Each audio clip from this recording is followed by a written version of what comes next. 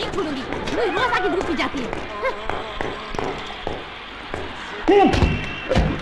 എവിടെയായിരുന്നു ഇന്നലെ രാത്രി മുഴുവൻ?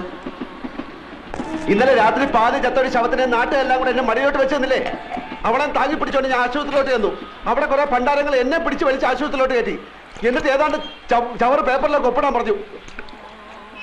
ആ വെപ്രാളത്തിന് ഞാൻ അവർ പറയുന്നിടത്തൊക്കെ ഒപ്പിട്ടു. അതോടെ ഞാൻ അവളുടെ നായരുമായി. എന്നിട്ട് ഈ പെട്ടി എന്റെ തലയിലോട്ട് വെച്ച് എന്നിട്ട് അവിടെ കുത്തിരിക്കാൻ പറഞ്ഞു. എങ്ങനെയെങ്കിലും ഇതും കൊണ്ട് രക്ഷപ്പെടാന്ന് വിചാരിച്ചപ്പോൾ നിന്റെ മുടിഞ്ഞ മാമ ഒലക്കയുടെ മൂടും അന്വേഷിച്ചിട്ട് കുറെ പോലീസുകാരായിട്ട് അവിടെ കറങ്ങി നടക്കുന്നു.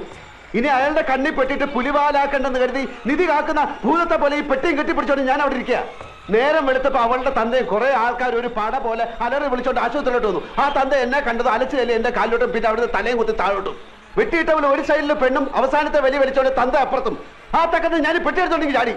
അവൾ ഏതാണ്ട് കോടീശ്വരന്റെ മകളാണെന്ന് പറഞ്ഞ അതിനൊന്നും എഴുത്തി നീ ആ പെട്ടി തുറന്നു നോക്ക്. അതിനകത്ത് എത്ര രൂപയുണ്ടെന്ന് എനിക്കറിഞ്ഞൂടാ. ചെറുതാണെങ്കിലും വിലയുള്ള പെട്ടിയാ. അകത്ത് കാര്യമായിട്ട് എന്തെങ്കിലും കാണാണ്ടിരിക്കില്ല. നിനക്ക് എന്റെ പേരറിയോ? അപ്പക്കുട്ടൻ നായര്. അത് പണ്ട്. ഇപ്പൊ ആൽഫി. ആൽഫി അതെന്തോ തിന്നുന്ന സാധനത്തിന്റെ പേരല്ലേ? അല്ല അത് കുൽഫി. അതെ കുൽഫി. ഇത് ആൽഫി, ആൽഫ്രഡ് ഫെർണാണ്ടസ്. ആ പെണ്ണ് തന്തയായിട്ട് പിണങ്ങിയിട്ട് പ്രേമിച്ച് കെട്ടിയവന്റെ പേര്. അപ്പൊ അവനോട് പോയി? ഈടെ അവനെ ആരും കണ്ടിട്ടില്ല. അതല്ലേ എല്ലാരും കൂടെ എന്നെ പിടിച്ച് അവനാക്കിയത്. എന്നാലും അവനവിടെ പോയി? ഈടെ അവനെ ആരും കണ്ടിട്ടില്ലെന്ന്. ഈ പെണ്ണ് മാത്രമേ കണ്ടിട്ടുള്ളൂ. അവള് കണ്ണും മൂക്കും തളർന്ന് നടക്കുന്നതുകൊണ്ട് വാ തുറന്നൊന്നും മിണ്ടാൻ കഴിയുന്നില്ല. എന്റെ ഗതികേടല്ല എന്ത് പറയാൻ. എന്നാലും അവനവിടെ അവനെ കണ്ടിട്ടില്ലെന്ന് പറഞ്ഞാ തുറന്നു. ഇതെന്താ വലിയ പെട്ടിക്കകത്തൊരു ചെറിയ പെട്ടി? പെട്ടിയല്ലടാ, കമ്പ്യൂട്ടർ.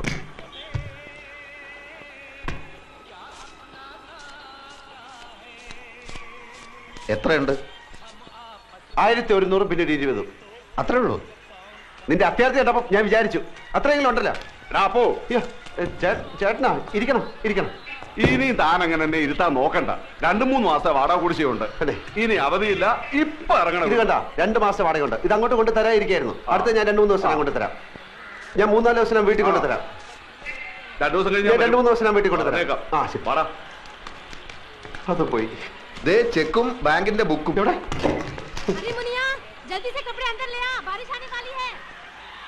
എന്റെ അമ്മോ, 23 ലക്ഷം അവളുടെ അക്കൗണ്ടിൽ ബാങ്കിലുണ്ട്. പടച്ചോനെ, 23 ലക്ഷം. ചെക്ക് ബുക്ക് ഉണ്ട്, നമുക്ക് എഴുതി എടുക്കാം. എഴുതി അങ്ങോട്ട് കൊടുത്താ ഉടനെ കാശ് എടുത്തരാൻ നിന്റെ പാപ്പ അവിടെ മാനേരാ. ഒരു വസ്തു അറിഞ്ഞൂടാ. ഇവിടെ അവള് ചെക്കിൽ ഒപ്പിടണം. മണ്ട മുത്തപ്പ. ഓളും ബാപ്പയും മയ്യത്താവുന്നല്ലേ ഇനി പറഞ്ഞത്? രണ്ടിന്റെ കിടപ്പ് കണ്ടിട്ട് കാറ്റ് പോണ ലക്ഷണമാണ്. അങ്ങനെ കാറ്റ് പോയാ പിന്നെ 23 ലക്ഷം ആർക്കാ? ഓളോ പുയ്യാപ്പിളക്ക് എന്ന് വെച്ചാ നിനക്ക്. അപ്പൊ ഒറിജിനൽ ആൽഫി വരും, ലക്ഷവും കിട്ടൂല, ആൽമാറാട്ടത്തിന്റെ വില കേസാവും. ഞാനില്ല, ഞാൻ സത്യം തുറന്നു പറയാൻ പോവാ. അങ്ങനെ തുറന്ന് പറയാൻ വരട്ടെ. നമുക്ക് ആശുപത്രി പോയിട്ട് നന്നായിട്ട് എല്ലാ കാര്യങ്ങളും ഒന്ന് വിസ്തരിച്ച് മനസ്സിലാക്കാം. എന്നിട്ട് മതി സത്യം തുറന്നു പറയാൻ. ഞാൻ സത്യം തുറന്നു പറയാൻ പോവാ. മോഷണം, ജയില്, തൂക്കുമരം, ഇതൊക്കെയാണ് ഇപ്പൊ നമ്മുടെ മുമ്പിൽ തെളിഞ്ഞു നിൽക്കുന്ന വഴികൾ. വേറെ ഏതെങ്കിലും ഒരു വഴി കൂടി ഒന്ന് ശ്രമിച്ചു നോക്കുന്നതിൽ എന്താ കുഴപ്പം? വേറെ ഏതെങ്കിലും ഒരു വഴി കൂടി ഒന്ന് ശ്രമിച്ചു നോക്കുന്നതിൽ എന്താ കുഴപ്പം? ആ വഴി കൂടെ പോയിട്ട് നമ്മൾ ബന്ധപ്പെടുന്ന ഈ വഴിയിലാണെങ്കിൽ പിന്നെ നമ്മൾ ഏത് വഴിയിലായി പോവും?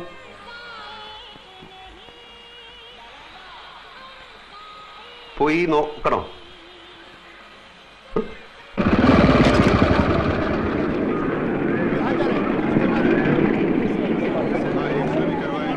ഈ ബൈക്ക് പിടിക്കാൻ നടക്കുന്ന മാർവാടികളുടെ ഗുണ്ടകൾ വല്ലതും ഉണ്ടോ എന്ന് ഇല്ല.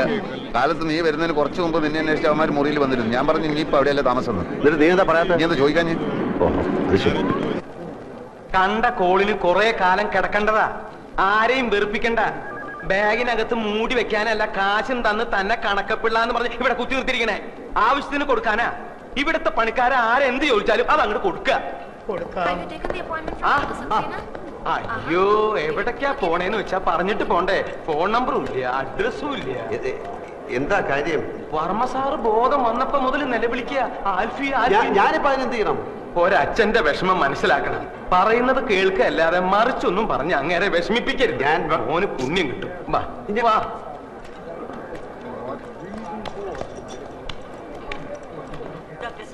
मेरा बच्चा ठीक तो हो जाएगा.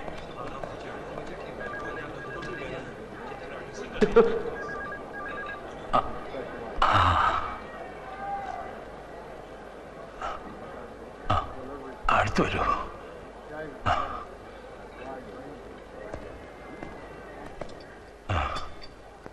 കണ്ണേ പൊന്നേന്ന് പറഞ്ഞു വളർത്തിയ കുഞ്ഞാണ്. ഇപ്പൊ കിടക്കണ കിടപ്പ് കണ്ടില്ലേ? ഡോക്ടർ പറഞ്ഞു നീ വേണം അവളെ രക്ഷിക്കാനെന്ന്. എന്റെ മോളെ കൈവിടരുത്. ഒന്ന് പറയൂ ഇരവി, എന്നോട് മാപ്പാക്കണമെന്ന് പറയൂ. പിണക്കവും പരിഭവവും ഒന്നും ഇല്ലാന്ന് എന്നോട് പറഞ്ഞു കഴിഞ്ഞു. എല്ലാം ഞാൻ പറഞ്ഞു മനസ്സിലാക്കിച്ചോളാം. വർമ്മ സാറ് വെറുതെ വിഷമിച്ച് പ്രഷർ കൂട്ടണ്ട. ആ, അത് കേട്ടാ മതി എനിക്ക്. 100. 100 എടോ ഇത് ആദ്യം പറഞ്ഞൂടെ 200 100 100 100 100 200 300 എത്ര വേണമെങ്കിലും തരാം. ഇല്ലേ അവിടെ ചെന്ന് കിട്ടിയില്ല എന്ന് കംപ്ലൈന്റ് പറഞ്ഞു. നന്ദി വേണടാ, നന്ദി. എനിക്ക് ചില കാര്യങ്ങൾ അറിയാനുണ്ടായിരുന്നു. എന്ത് കാര്യം? ചന്ദ്രയ്ക്ക് രാവിലെയാ ബോധം തെളിഞ്ഞത്. എല്ലാം കാണാം, എല്ലാം കേൾക്കാം, എല്ലാം മനസ്സിലാക്കാം, പക്ഷെ സംസാരിക്കാൻ കഴിയില്ല. കഴുത്തിന് താഴെ ആകെ തളർന്നിരിക്കുക. ഒരു സ്ട്രേഞ്ച് കേസായിട്ടാണ് എനിക്ക് തോന്നുന്നത്. പക്ഷെ പ്രതീക്ഷയ്ക്ക് വകയുണ്ട്. രോഗിയുടെ മനക്കരുത്താണ് ഇവിടെ പ്രധാനം. ഒരു മിറക്കിൾ സംഭവിച്ചാൽ നാളെ തന്നെ എഴുന്നേറ്റ് നടന്നു എന്ന് വരാം, ചിലപ്പോ 4 വർഷമായി എന്നും വരാം.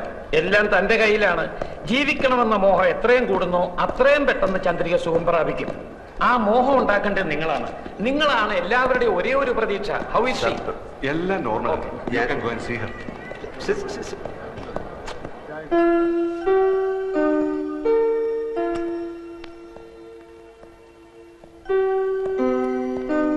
കൊച്ചെ, എനിക്കൊരു കാര്യം പറയാനുണ്ട്. എല്ലാരും കൂടെ എന്നെ തെറ്റി. അയ്യോ എന്റെ മോക്ക് എന്ത് പറ്റി? അയ്യോ എന്റെ മോളെ, അയ്യോ എന്റെ ഗുരുവായൂരപ്പ, എന്റെ മോളെ കിടക്കുന്നത് കണ്ടോ? അയ്യോ എന്റെ മോളെ, അയ്യോ. ഞാൻ DSP സത്യപാൽ, പുതിയോർമ്മന്റെ അമ്മാവനാണ്. ഇതെന്റെ പെങ്ങളുടെ ഭർത്താവ് അഡ്വക്കേറ്റ് വേണു. അല്ലല്ലോ, പാലക്കാട് ക്രിമിനൽ പ്രാക്ടീസാ. ഞങ്ങളിങ്ങനെ കേസിന്റെ കാര്യങ്ങളൊക്കെ പറഞ്ഞുകൊണ്ടിരിക്കുകയായിരുന്നു. അപ്പൊ ഇതുപോലൊരു കേസ് അല്ല, ഇതുപോലല്ല. ഈയിടെ രാജീവ് ഗാന്ധിയുടെ മകൾ പ്രിയങ്കയുടെ ഭർത്താവെന്ന് പറഞ്ഞുകൊണ്ട് ഒരുത്തൻ ഹൈദരാബാദിൽ നിന്ന് ചെന്നില്ലേ? കോടതിയിൽ വരാൻ പ്രിയങ്കയെ കല്യാണം കഴിച്ചു എന്ന് പറഞ്ഞില്ലേ? എന്നിട്ട് ഇപ്പൊ അവന്റെ ഗതി എന്തായി? 5 വർഷം തടവും 10,000 രൂപ പിഴ.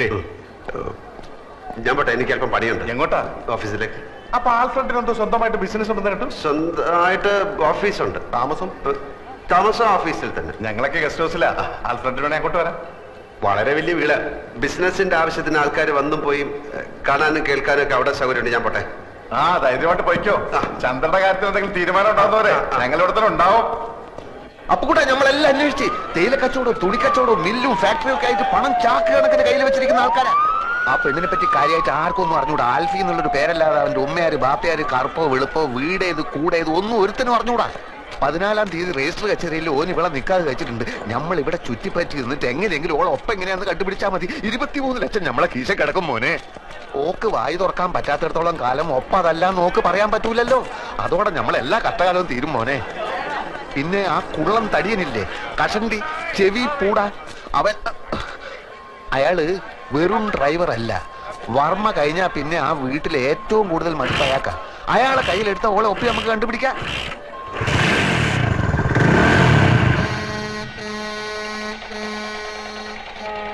ഇനി എന്താടാ ഒന്നും മിണ്ടാത്തത്?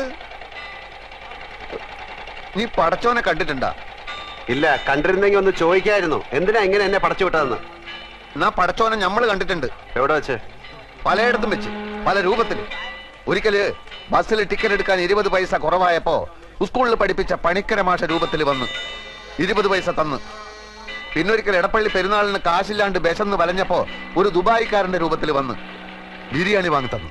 അങ്ങനെ കഷ്ടപ്പെടുന്ന നമ്മളെ മുമ്പിൽ പല രൂപത്തിലാണ് പടച്ചോൻ വരിക. ഇപ്പൊ ഈ ചന്ദ്ര എന്ന് പറയുന്ന പെണ്ണിന്റെ രൂപത്തിലാണ് വന്നിരിക്കുന്നത് എന്ന് വെച്ചോളി. ഞമ്മള് പാതി പടച്ചോൻ പാതി എന്നാ. പടച്ചോന്റെ പാതി പടച്ചോൻ ചെയ്തു, ഞമ്മളെ പാതി ഞമ്മള് ചെയ്യണം. നീ ചെകുത്താനെ കണ്ടിട്ടുണ്ടാ? ഉണ്ടല്ലോ ഞമ്മളെ മാമ. അതൊക്കെ കുഞ്ഞ് ചെകുത്താൻ. വലിയ മലയിടത്ര ഉള്ളതുണ്ട്.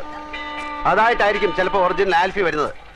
അപ്പൊ പടച്ചോനും കാണൂല, ആരും കാണൂല. ഞാൻ ഒറ്റയ്ക്ക് കൈയും കാലും ഇട്ട് അടിക്കേണ്ടി വരും. ഓരോ പുലിവാലും കൊണ്ടുവന്നിരിക്കുന്നു.